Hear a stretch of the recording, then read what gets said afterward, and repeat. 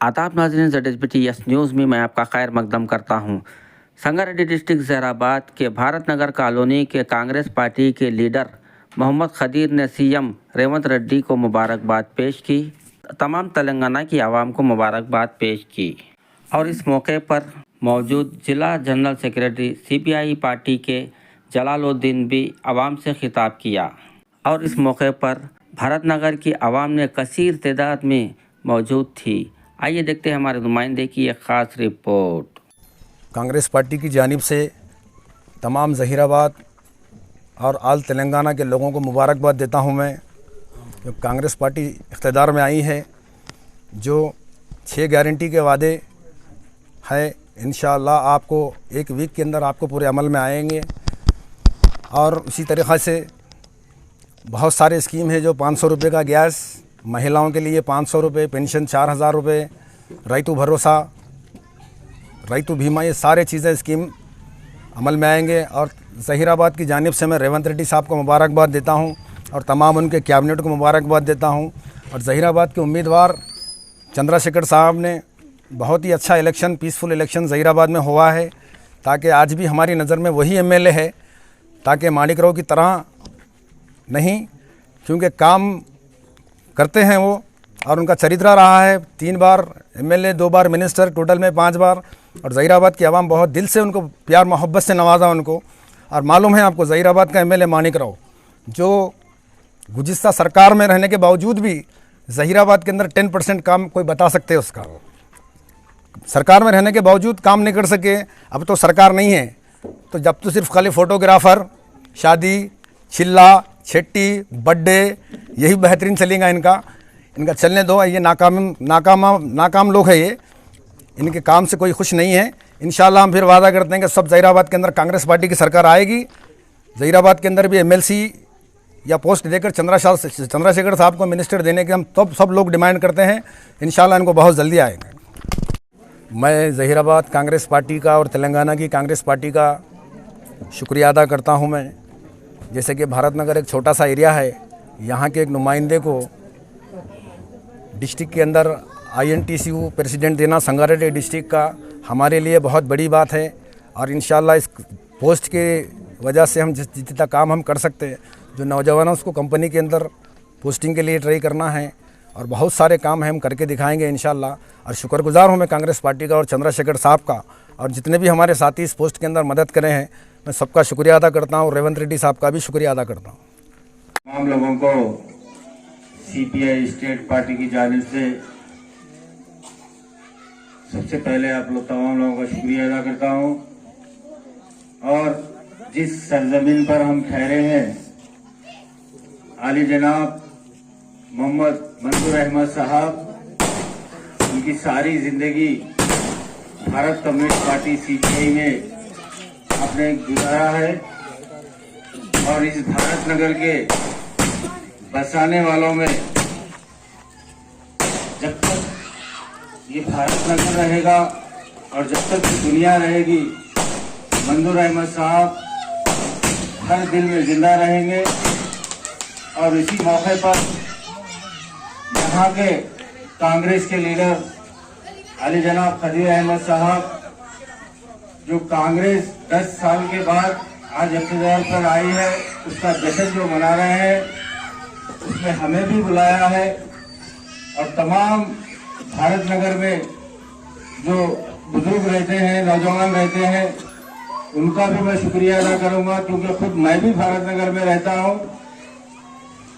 सबसे पहली बात तो ये है कि जालिमों की सरकार जाने के बाद आज तेलंगाना के 400 करोड़ जो अवाम है, उन्हें खुशी का पैगाम लेकर रेवंत रेड्डी जी ने, राहुल गांधी जी ने, सोनिया गांधी जी ने, प्रियंका गांधी जी ने, जो सुनहरा तेलंगाना का जो ख्वाब था, 10 साल पहले जो हमने ख्वाब देखा था कि सुनहरा तेलंगाना किस तरह होगा, आज वो ख्वाब मुकम्मल होने को जा रहा है।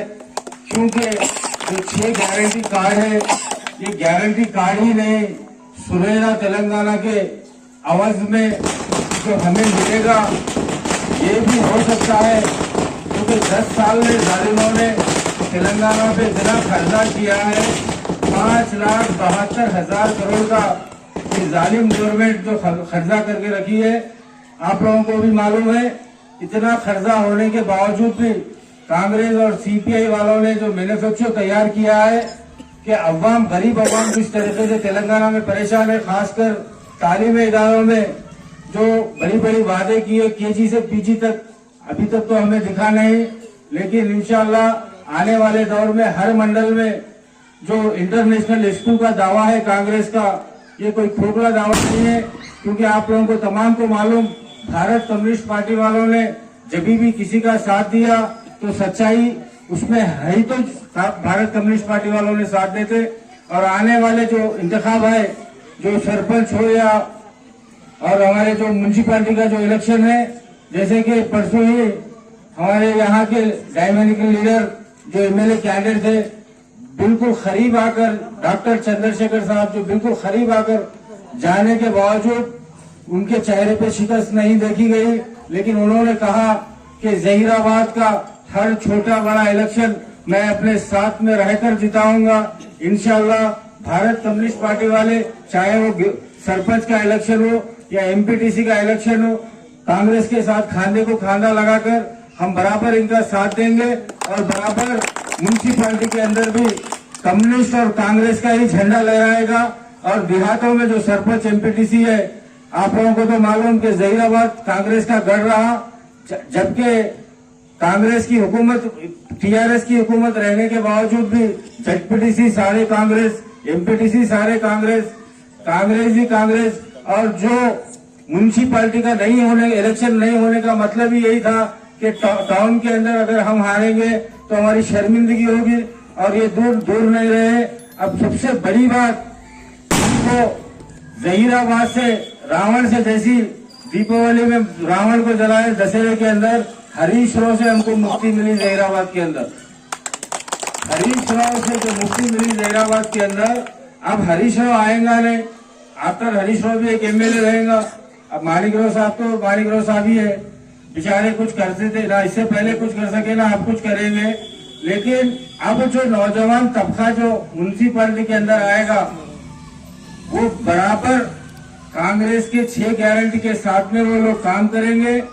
उनके साथ में काम कराने पे मजबूर सीपीआई करेंगी, और सीपीआई के कैंडिडेट भी भरपूर तरीके से जहीराबाद की म्यूनसिपालिटी में हो या आम जगह हो, वो लोग भी, हम लोग भी उनके साथ में रहेंगे। और म्यूनसिपालिटी में भी जहीराबाद ये बार आप लोगों को तमाम को मालूम, भारत कम्युनिस्ट पार्टी अमर निराला रिक्शा करी, म्यूनसिपालिटी इलेक्शन के वास्ते धरने करी, केसेस बुक कर ली। आज भी जहीराबाद में जो म्यूनसिपालिटी का फंड है, खासकर पस्तापुर, छोटी हवेली, छोटा हैदराबाद, ये जो लिए, आज जहीराबाद के अंदर कहीं भी ये म्यूनसिपालिटी में जाने के बाद यहाँ से टैक्स तो वसूल करे टीआरएस गवर्नमेंट में, लेकिन यहाँ पे लाइट का इंतजाम नहीं, नल का इंतजाम नहीं, रोड का इंतजाम नहीं। तो आने वाले दिनों में म्यूनसिपालिटी इलेक्शन होने के बाद जरूर कांग्रेस गवर्नमेंट इसको सुनहरा तेलंगाना का जो ख्वाब हमने देखा था उसको कंप्लीट करेंगे। और सीपीआई वाले बराबर स्टेट के अंदर जो काम किए हैं, जो छोटी सोच रखने वाले केसीआर साहब, मुनगोड़ जीतने के बाद ये लगा कि बगैर कम्युनिस्ट पार्टी वालों के साथ में जो 119 सीटों में से 104 सीट जीतने वाले आज 39 सीट पे रहे। और बहुत जल्दी, मुझे जहां तक मालूम है, स्टेट पार्टी की जानिब से या हम सारा स्टेट फिरते, और बहुत जल्दी बीआरएस के कुछ कम से कम 10-12 एमएलए ये आने वाले महीने तक कुछ कांग्रेस ज्वाइन करेंगे ये लोग, क्योंकि अब उनका घर बचाना उनके लिए मुश्किल है। छोटा इलेक्शन हो या बड़ा इलेक्शन हो, हमने बीआरएस के साथ हमारे 10 साल गंवाए हैं, और आने वाले इलेक्शन में कांग्रेस का साथ दीजिए, सीपीआई का साथ दीजिए, और इंशाल्लाह जो 6 गारंटी कार्ड है, और आपको रेवंत रेड्डी साहब जब 9 तारीख को कैबिनेट रहेगा, मैं समझता हूँ या 9 के दिन या तो फिर 10 के दिन ये 6 गारंटी कार्ड पास होंगे। अभी कुछ लोग बता रहे हैं कि कैसा चलाएंगे तेलंगाना ऐसा चलाएंगे साहब। आपको रेवंत रेड्डी जी ने कहा है कि डबल बेडरूम सरकार आपको नहीं है, लेकिन चंचल गुड़ा में केसीआर साहब का डबल बेडरूम पक्का रहेगा। कि अगर ये बीआरएस वालों के पास से अगर रोज का पैसा निकालेंगे तो पिछले 10 साल तक तेलंगाना के लिए दूसरे का पैसे की जरूरत नहीं है, उतना कमाए हैं बीआरएस वालों ने। क्योंकि मैं जानता हूँ जो भी बीआरएस का लीडर है जिसके लिए चप्पल खरीदने के लिए पैसे नहीं देते, लेकिन आज BMW गाड़ी में घूमने के काबिल है। हमने ये भी देखा कि इलेक्शन में कितना पैसा खर्चा करने के बावजूद कुत्तागुड़म ने कहा था कि खम्मम डिस्ट्रिक्ट में टीआरएस का गेट कोई बीआरएस का एमएलए असेंबली का गेट भी नहीं छू सकेगा। हुआ क्या नहीं हुआ ऐसा, एक भी एमएलए नहीं जीता। तो कम्युनिस्ट वाले जो चाहते हैं वो करते हैं और रेवंत रेड्डी जी का भरपूर हम लोग साथ देंगे इंशाअल्लाह। हमारे कॉन्स्टिट्यूंसी में सिर्फ जो संगारेड्डी का जो शेर था जग्गारेड्डी, लेकिन शेर अगर बूढ़ा हुआ तो कोई फर्क नहीं पड़ रहा था। संगारेड्डी में भी डिस्ट्रिक्ट हेडक्वार्टर में भी कम्युनिस्ट पार्टी और कांग्रेस पार्टी उसी तरीके से काम करेंगी और इंशाअल्लाह आप तमाम लोगों का मैं फिर से एक बार अदबन गुजारिश करूंगा कि आने वाले जो इंतखाबात है चाहे वो म्यूनसिपालिटी के हो या ग्राम पंचायत के हो, आप कांग्रेस के निशान को ही वोट देना है, क्योंकि जो सत्ता में रहता है उसी का काम होता है। ये हमने नहीं सिखाया, ये बीआरएस वालों ने सिखाया है। लेकिन कांग्रेस वालों ने खुल के आज कहा है और परसों भी रेवंत रेड्डी जी ने कहा है कि मुझे भले कोई वोट डाले या ना डाले, लेकिन मैं जो काम करूंगा 4 करोड़ अवाम के लिए काम करूंगा, इसमें जात और पात नहीं रहेगी। मेरी स्कीम हर घर तक जाएंगी बोले और इंशाल्लाह ये हर स्कीम को हर घर तक लेके जाने में कम्युनिस्ट वाले भी इनका भरपूर साथ देंगे। फिर से एक बार मैं अली जनाब फतेह अहमद साहब का और तमाम भारत नगर के नौजवानों का शुक्रिया अदा करते हुए मैं अपनी बात को खत्म करता हूँ।